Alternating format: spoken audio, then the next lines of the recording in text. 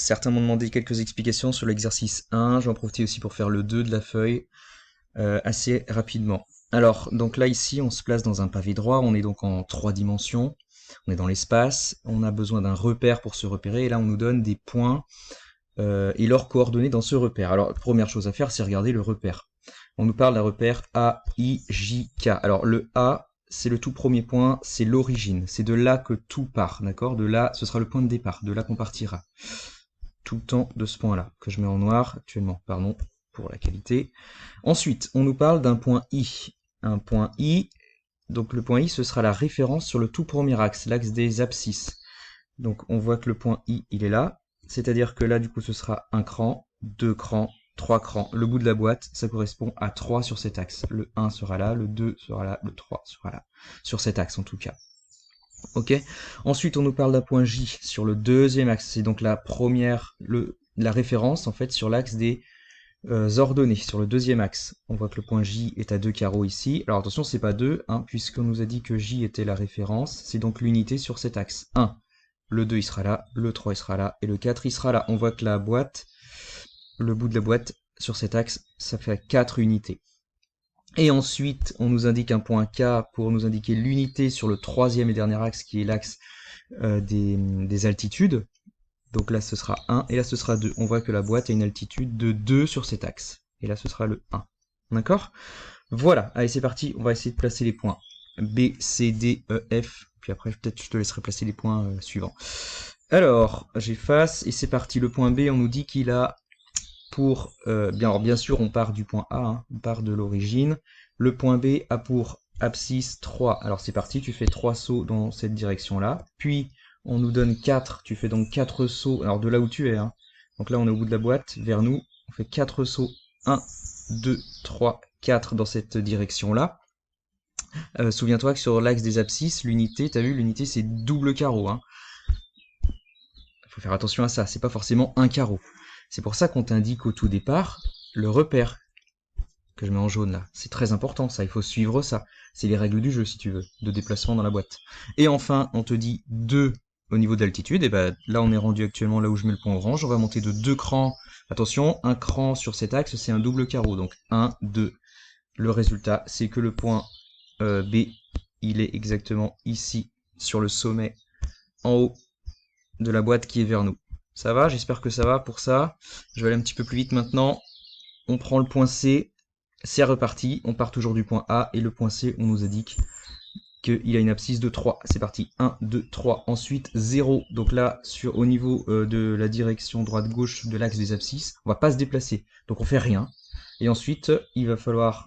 Donc là, le 0, c'est réglé. Et ensuite, on nous parle d'un 2. 2 au niveau de l'altitude. Il va falloir donc grimper. Là, je suis actuellement au G de point orange. On grimpe de 2. Eh bien, notre point C, il est là. Ensuite, le point D, 0, 0, 2, bah ça va être assez vite réglé, parce que 0, ça veut dire que sur l'axe des abscisses, il faut rien faire du tout.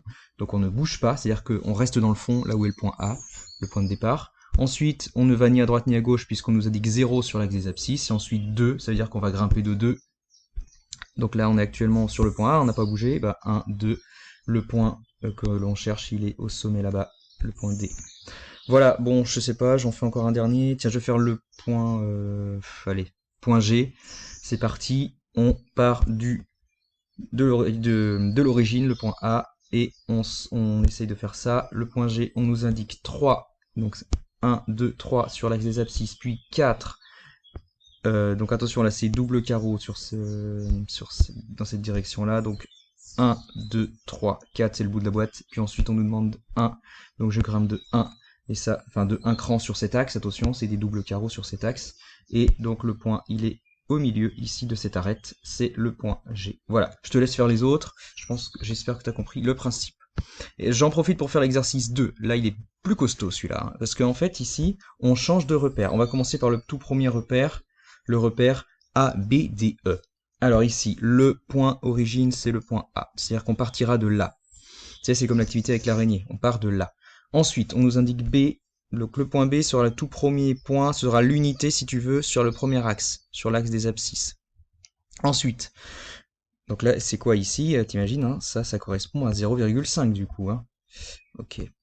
Ensuite, on nous indique D, donc ça c'est fait pour le B. Le D sur l'axe des ordonnées, ce sera donc c'est cet axe-là du coup, et le D ce sera l'unité, donc le 1 sur cet axe-là, il sera là-bas. Et ensuite, on nous indique le point E pour le troisième et dernier axe, et bien le point E, il est là, ce sera l'unité, le 1 sur cet axe, il est là. Et on nous demande d'exprimer les coordonnées du point M dans ce repère-là, le repère que j'ai mis là en jaune fluo. Et ben le point M, pour y accéder, en partant du point A, que faut-il faire? Il faut faire, déjà il faut aller au bout de la boîte à droite, donc il faut faire un saut complet. Donc déjà le point M, on peut écrire, donc je vais écrire ça là, M pour coordonnées. Hop.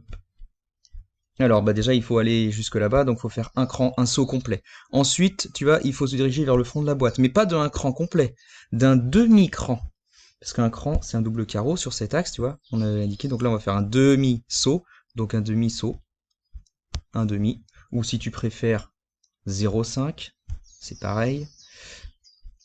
Et enfin, il faut grimper, mais alors attention, grimper non pas de un saut complet, puisque sur l'axe, c'est un double carreau, là il me faut juste un carreau, et ben ça va correspondre à 0,5. Je fais rapidement avec l'autre repère, alors j'efface, hop, bah de toute façon je peux tout effacer puisqu'on va changer de repère, donc en fait tout change. C'est-à-dire le point M reste à sa position, mais on va complètement changer de regard. Donc là, on prend un nouveau repère, le repère CBDG. C'est parti. Donc maintenant, on part de C, qui est là-bas. Ensuite, on se dirige sur l'axe des abscisses, qui est donné, dont la référence sur cet axe, c'est le point B. Donc l'unité, c'est 1. Où est le point B, hein, d'accord? Ensuite, le point D nous indique le deuxième axe, pardon pour la couleur. Hop, hop, le point D. Donc c'est l'axe du fond, hein, c'est l'axe du coup, l'axe des ordonnées, ce sera celui-là. L'unité sera là-bas, là où est le point D, et le point G nous indique le troisième et dernier axe, en tout cas l'unité sur cet axe, l'axe des altitudes, le 1 sera donc ici. Voilà, le 1 sur l'axe vert, il est là-bas. Pour accéder au point M, que faut-il faire en partant du point C? On commence par l'axe bleu, l'axe des abscisses, il faut faire un demi-saut, donc 0,5. Ensuite, est-ce qu'il faut se diriger vers la droite ou vers la gauche? Non, on est déjà au bon endroit. Donc au niveau des ordonnées, 0. Tu vois, faut ni se diriger à droite, ni se diriger à gauche. On y est déjà. Et enfin, il faut grimper il faut faire un demi-saut vers le haut. Donc, hop, et là on y est directement. Donc 0,5. Hop, et ben voilà, ça y est, j'ai les coordonnées du point M. C'est 0,5, 0, 0,5. Je te laisse faire le reste.